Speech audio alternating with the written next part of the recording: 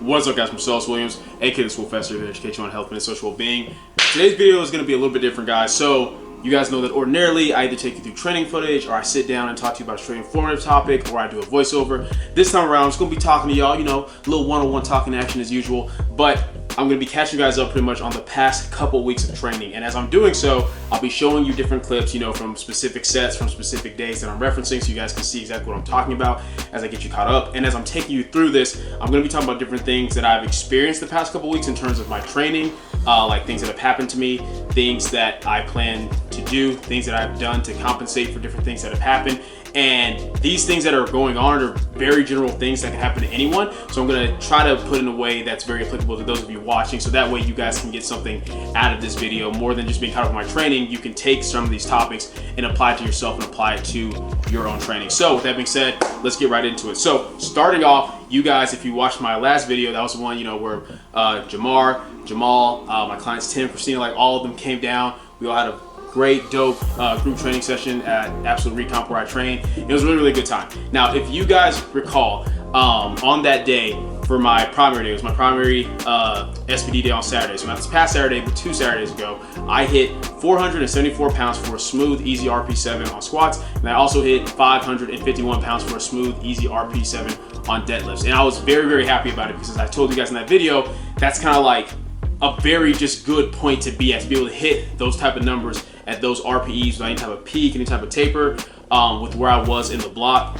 And I was just feeling really, really good, feeling really, really strong. Now, unfortunately, after that day, the AC at Absolute Recomp went out. It's been out for the past couple of weeks, and due to the whole situation that's going on in the world right now, you guys know what I'm talking about. I can't say it because if I do this video, we'll get blocked. But due to that, a lot of things have just been on back order as far as getting the AC done and stuff like that. Plus, the gym's currently expanding, so they're kind of just trying to do everything at once, which I think is gonna be really, really dope. But anyway, I digress. My point is, due to that, I live in Texas, so guys, it gets very, very hot, like easily like in the 100+ degrees here in Texas, and I was not on top of my hydration for the rest of that week after that. Like ordinarily, I like to make sure I'm getting a gallon of water a day. If I'm being lazy with at least half a gallon of water a day, I was maybe getting half a gallon of water a day in, like at most, as I was going through these training sessions. So I'm coming in, squatting, benching, deadlifting, belt squatting, doing all my accessory work and stuff like that, pretty dehydrated. Even though I was feeling okay, like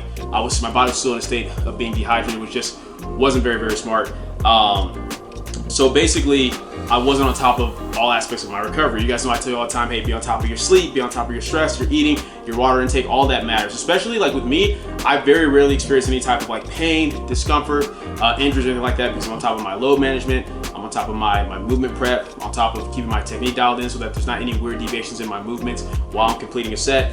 And I'm usually on top of my recovery very as far as sleep, stress, water intake, etc. That whole week I was not, and I started to feel it more as far as like my body just feeling a little bit more beat up. So fast forward to not this past Saturday, but like a couple Saturdays ago, so the week after the last video that you guys saw, I was warming up on squats. Everything was feeling pretty good, feeling pretty normal, and I ended up working up to 485 pounds for my RP8. So literally just 10 pounds over what I hit for my RP7 the previous week. Now, mind you, for singles, I usually can make a little bit of a bigger jump than that to go up in RPE, but I was just feeling fatigued in general. So not so much like hurting like that at the time, but I was just feeling very fatigued, which makes sense because of the type of workloads that I was hitting. Not so much for my top set, but for my back down volume. I was hitting things like 400 plus pounds for back down work on my squats, which that's a pretty high threshold for me on a primary day. Hitting 300, 308, 314 plus for my back down work on bench press, which is a higher threshold for me, on top of still pushing the deadlift. So just doing overall new thresholds of workload, which is great, but obviously the fatigue was kind of hitting. So I ended up hitting 485 pounds on squat, and it did not move the way I wanted to as far as moving like an 8. It just wasn't anywhere near as smooth or as easy as the 474 the previous week, despite only going up 10 pounds for the RPE. So I knew that I was feeling just fatigued for one, but then on top of that, I just wasn't feeling quite as tight or as stable with my bracing. So went a little bit deeper to the hole than what I wanted to, had to really drive up to get out of there. And after that happened, my back just felt like a little off, like a little like strain or tweak. And my back had kind of been feeling a little bit the whole previous week leading up to that. Once again, more than likely due to like not being properly hydrated on top of pushing these these higher workloads and stuff like that. So my back was feeling a little bit beat up in general. So after that, I was able to get through my first back down set, and it felt decent, didn't feel too bad. But then after that, I tried to do another one, just was not feeling good. So went through some movement prep, went through some movement drills. Then I loaded 375 pounds on the bar, got under that, did that for a couple hours to see how it felt. And it felt fine, but it didn't feel good enough to where it would have been worth like pushing. So my mindset was, okay, well, let's see how deadlifts feel. Ended up working to my top set, and I only hit 523 pounds. So almost like 25 pounds less than what I hit the previous week for a higher RPE, right? And then after that, I didn't even mess with my back down. So the deadlifts, I wasn't so much feeling anything in my back the way I was on squats. It was more so because I was thinking about my back. I was just being very hesitant with the movement, so I just didn't want to risk pushing it or making anything like more irritated that day. So I didn't do my back downs for my squats, and I didn't do any back downs for the deadlifts. I kind of just took the L for that day. Now, I already did a caption on my Instagram talking about that day, but I wasn't really upset about the day.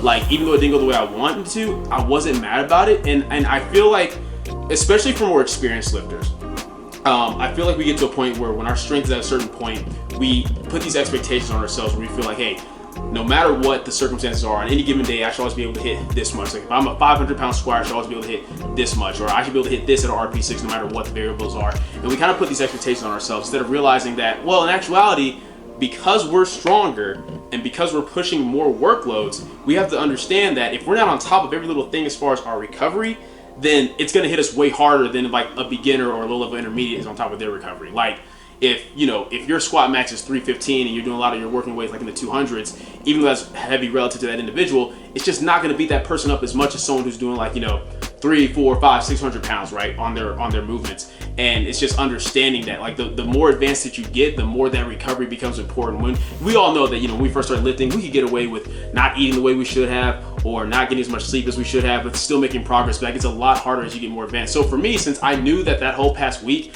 I wasn't on top of my hydration, I was doing a whole lot of workload, but just wasn't taking care of recovery the way I needed to, I came in knowing that day was going to be a little bit anyway, which is why I only bumped it 10 pounds to begin with, because of where fatigue was.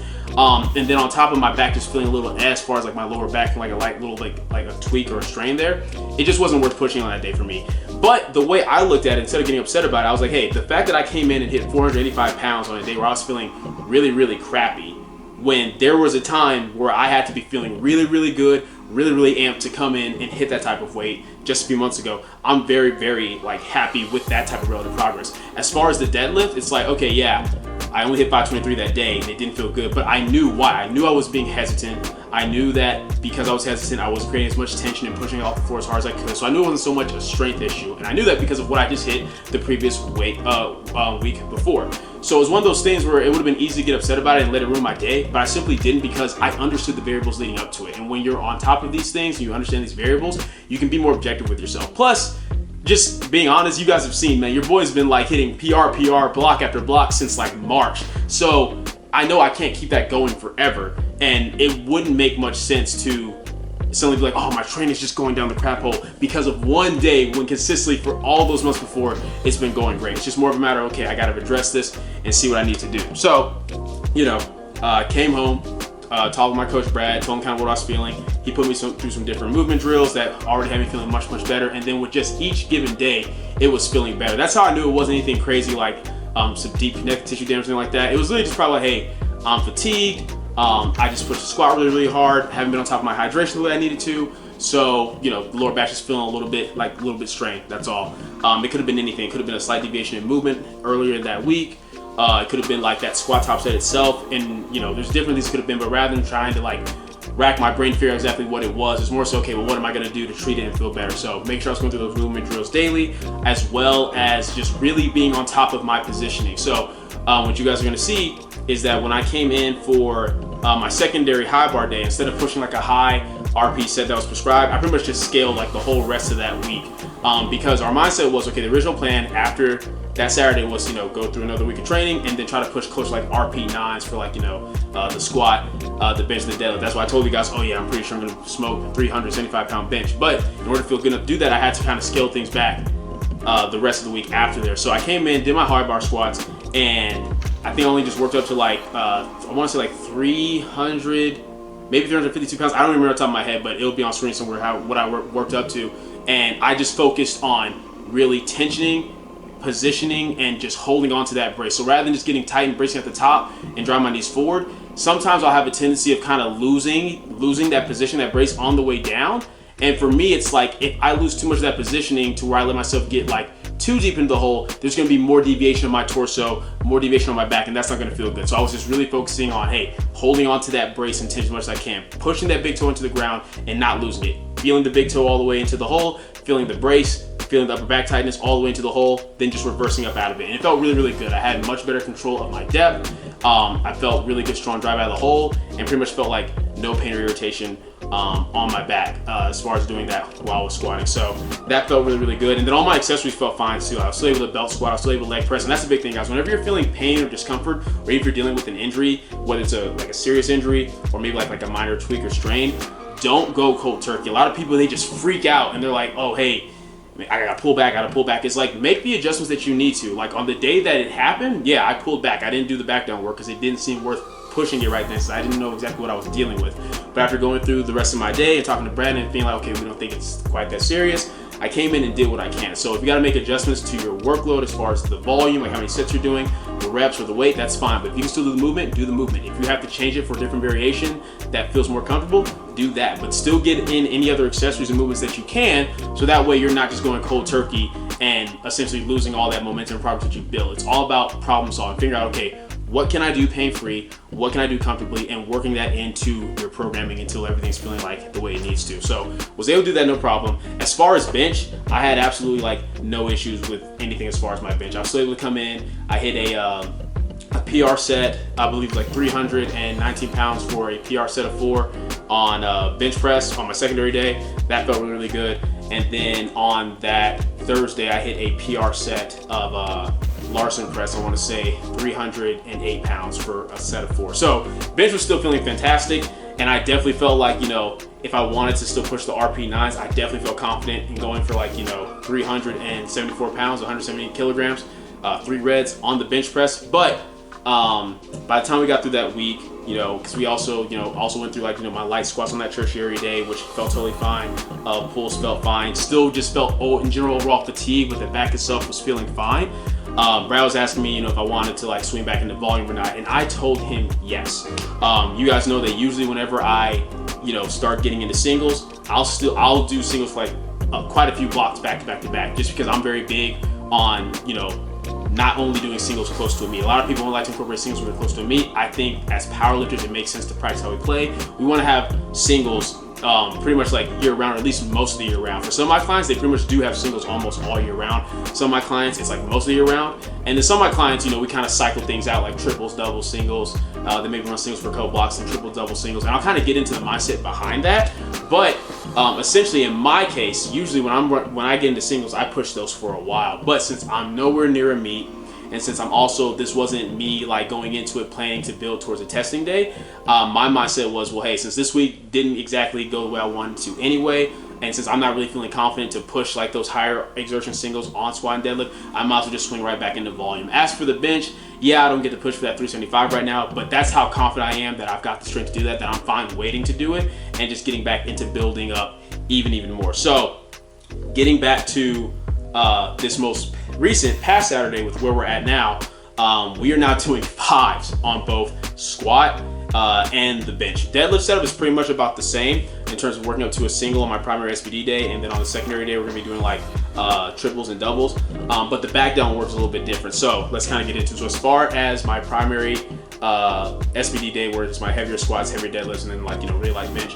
For squats, I came in, worked up to a top set of 5 at RP6 with 396 pounds. Mind you, I've not done a top set of 5 on low bar in a long while, just because you guys know my secondary day, which is my higher volume squat day, has been most like high bar and SSB for the past few months. And then my tertiary squat day is comp squats, but it's always very light percentage-based work. So my RPE-based comp squat work has always been like, you know, triples, doubles, and singles. So I haven't done a top set of 5 in a long time, so I wasn't quite sure where to go, but I figured that was a nice conservative spot to start, and it was excellent. And once again, I was just really focusing on bracing, tensioning, and maintaining as much tension, as much of a brace as possible, and just treating each rep like a single. Like I always preach that, but I really got in the mindset of like, okay, no, for real, create that tension and don't lose any of it into the hole as you reverse back out. Felt really good on my back, gave me really good control of my depth, and just the drive out of the hole felt so much stronger for me too, because you're basically like loading a spring, basically like versus like getting tight and just kind of sitting down, standing back up. Like I am pushing into the ground, I'm loading into the ground and driving back up, which felt really good. So I hit that for my top set of 5. Then I had some nice easy back down work, which I'll show you guys a few angles on screen.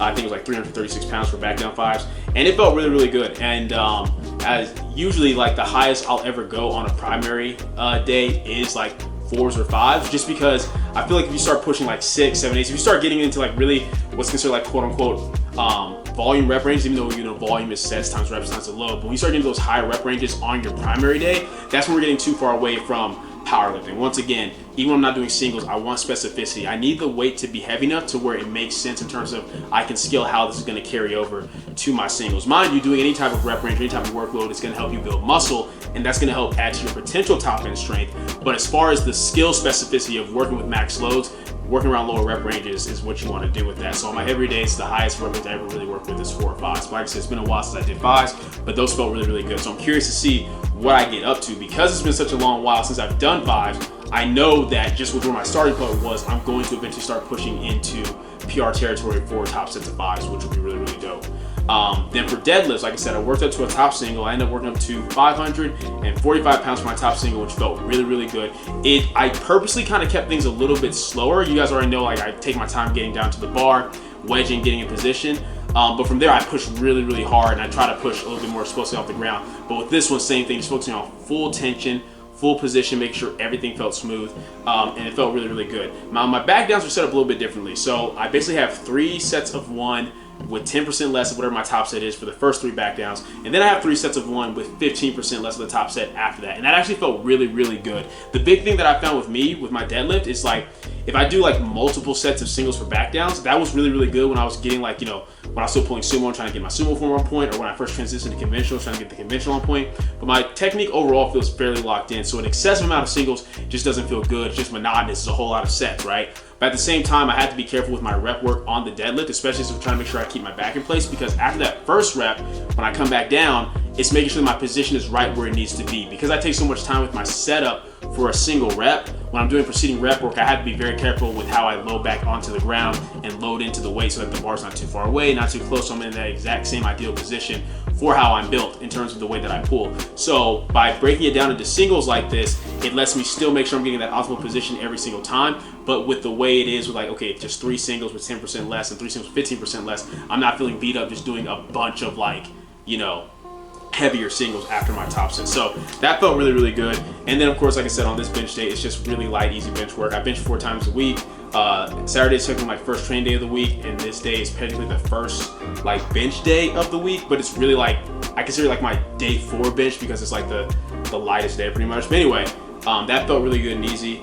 Then came in for my primary bench day on Sunday, hit my top set of 5 with I believe 292 pounds just to start off, and then had some nice smooth easy back down work after that. Now the way I came up with kind of where to start for my top set of 5 on bench was I literally just looked at what I did for a top set of 5 on bench on a secondary day a few blocks back, and just bumped a little bit over that because I'm like, okay, it's my primary bench day, so I'm going to be feeling a little bit stronger, and it's been a while since I've done 5s, that secondary day. So I figured I'll start there, be conservative, and just build it up. So excited to see what I get up to as far as that as well. And that was feeling like, overall pretty good. And then for yesterday, for secondary squat day, man, we've got 8s. Like Brad said, we're getting back into volume. So if I'm doing 5s on the primary day, I know it's gonna be doing higher reps on the secondary day. So we're doing 8s. Usually I don't do much. I don't really do anything over like 6s or 7s for my squats, at least in terms of my comp squats, right? Just 'cause I found I don't get a whole lot out of that. I kind of just start to deviate my positioning too much. It's hard, even if it's lighter weight, just maintaining the stack position that I need to. The rack is I need for multiple reps. My lower back and my upper back tends to get more taxed before like before my legs do, which is the truth for most people when they're squatting. But in my case, like the deviation position just makes the exertion way higher than what it should be, which is why when it comes to my comp squats, like I said, I'm usually not pushing higher than a 6 or 7 in terms of reps, and then I'll get way more volume with the belt squat after. With the high bar squat, it's a lot easier for me to stay in that tight stack position. Same thing when I'm doing SSB, so I can get away with doing things like 8s. And it actually felt pretty good overall. I was very conservative, just did 319 pounds for my top set of 8. Then I had 275 pounds for my 2 back down sets of 8 for squats, and that felt really, really good.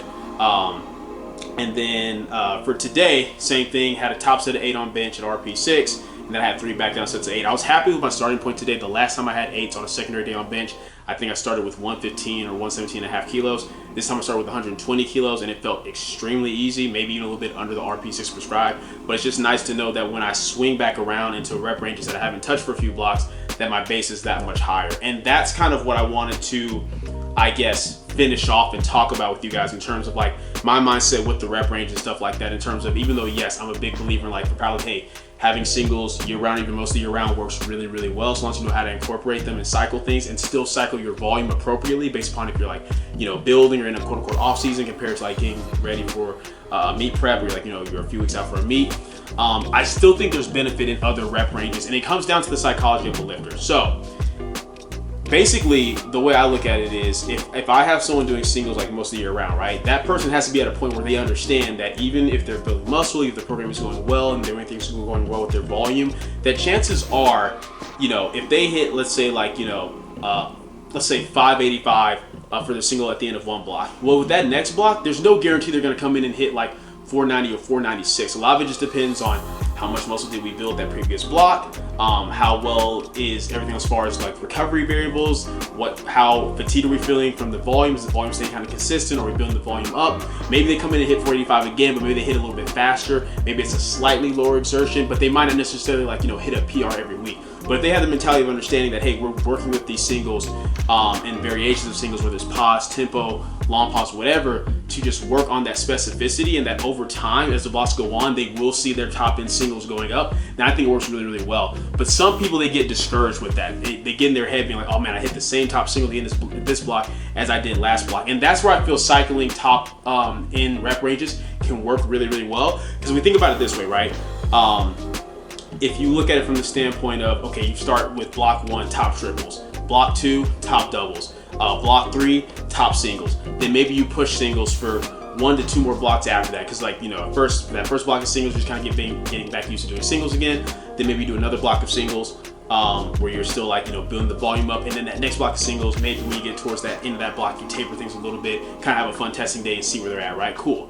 Well, the thing is, after you do all that, by the time you swing back into triples again, it's been about 6 blocks, so about 6 months. So in that time, you've built muscle, you've built even more strength, to where whatever you hit for your top triple at, you know, maybe like your RP9 at the end of that block 1 6 months ago, you're probably gonna be able to beat that now 6 blocks, aka 6 months. All right guys, sorry, camera cut off for just a second. But what I was saying was, even if we don't go through that process of like triples, doubles, singles, and pushing singles for a couple blocks after that, if we just do singles straight for like the 6 months all the way through, but all of the variables we keep consistent in terms of like the workload you're doing, the accessory work, the fatigue management, all that kind of stuff consistent, then in actuality, the amount of workload you're doing isn't that drastically different. So where you end up at the end of that 6 months isn't probably going to be all that drastically different. So if you went, you know, triples, doubles, singles, then singles for 3 more blocks after that, versus just straight 6 blocks of singles, what you end up hitting at the end of those 6 months probably won't be drastically different from each other. And then whether you swing back into triples if you're doing like the first version, or if you're like, hey, you know what, I ran singles for 6 months,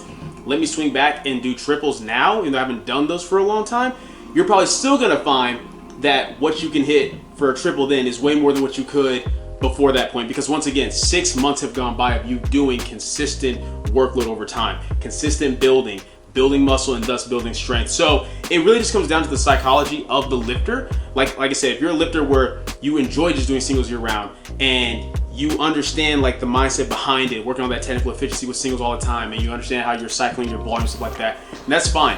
But like I said, when it comes to coaching, like programming is one thing, right? But coaching is another. With coaching, you have to take in mind the circumstances of the lifter, the psychology of the lifter. If you know that your lifters can be more amped to train when you cycle their rep ranges, where it's okay, triples, doubles, singles, triple, doubles, singles, 5s, 4s, whatever, versus getting them singles year round. Because some people are just like, man, tired of doing singles, or maybe you're someone where you're more like me, where I like doing singles most of the year round. But it's this thing where I just know that for me personally, I get an enjoyment of coming back to singles when I just take a little bit of time away from them. Mind you, when I first started under Brad, after Nationals of last year, right, we were pretty much running singles like consistently for a long time, whether it was tempo singles, pause singles, comp singles. We were just doing that for a long time until we eventually got to the point where it's like, okay, now let's really get into some more building. You know what, you haven't messed with triples for a while, let's get into that. And you guys saw the results of that when I was pushing like triples, doubles, single. I was hitting all those PRs because of rep range that I hadn't played with in such a long time. And then it just got me more amped for training. Like, man, I'm out here hitting PRs, pushing it. So by the time I got back to singles, I was very excited for it. And the only reason that, you know, I had to kind of pull back this time around is because, once again, I'm not planning on doing meet anytime soon. I don't have a testing day coming up. And because of what was going on with my back, I just didn't feel the need to push the singles beyond that. Plus, just with where I'm at right now, I'm enjoying volume training. Like, I had so much fun just running volume, so I just want to run it again. So I'm cool with doing like top sets of 5s, 4s, 3s, however it's going to undulate. And by the time we get back to singles, it'll probably be when I'm actually getting ready, like, okay, I have a meet in mind, let's do it. And I can just push singles all the way into the meet. But it's all about knowing, okay, what's best for that lifter at the time. Not just what's best on paper, but based upon the psychology of the lifter, what do you think is going to be most beneficial? So that's pretty much what Brad and I are doing with my training right now, and I'm really excited for it. I'm excited to see what I can get up to with 5s. I'm excited to be running 8s again on my secondary days. The fact that my starting point on all of these things is the highest it's ever been just has me in a really, really good like mood, because it's like, man, I'm probably about to start hitting PRs again. That gets me amped. That gets me excited. You know what I mean? So that's why I'm okay with the fact that I'm not pushing singles for as long as what I usually do after just doing one block of them, because where my head is at right now is kind of focusing more on just building. Plus, like I said, got my eating back on point. I'm chilling around 173 right now. My goal is to try to be chilling around 175 by the end of this block, the end of August. Chill around that weight for a little bit, then start pushing again to try to get closer to 180s, as I'm still trying to fill out this 83 kg weight class. But yeah, that's pretty much everything I want to talk to you guys about. I just wanted to kind of take you through what's been going on with my training, show you a few clips, explain the importance of not freaking out when you have like an injury or if you're feeling some type of pain. Always address what's going on, right? If you have if you go get checked out and you have actual connective tissue damage, be smart. Listen to what what your doctor's telling you, or your physical therapist, whatever it may be, so long as they have like, you know, a background of dealing with athletes and they know like they can't just tell you, oh, just never squat again, right? But they're giving you things to do that you can rehab and strengthen these areas. That's fine. Or if you need to just take time off from something, do it. Sometimes if damage is deep enough, we have to take time off. But whenever it's like a light strain or something like that, usually we can find ways to work around it. So just wanted to take the time to express that. Wanted to take the time to explain to you guys why it is that I'm swinging into volume and kind of what the game plan is going to be with that. And like you guys already know, I'll be taking you through each individual day anyway, so you can get a closer look at what I'm doing for my sets, my reps, my accessory work, everything like that. And yeah, just pretty much wanted to get you guys caught up with the past couple weeks of training. But that's pretty much it for this video. Hope you guys enjoyed it. If you did, go leave a comment down below, let me know what you did. If you're not, leave a comment down below, let me know what can get better. Like the video, share, subscribe. Keep it simple, specific, scientific. I'll catch you guys later.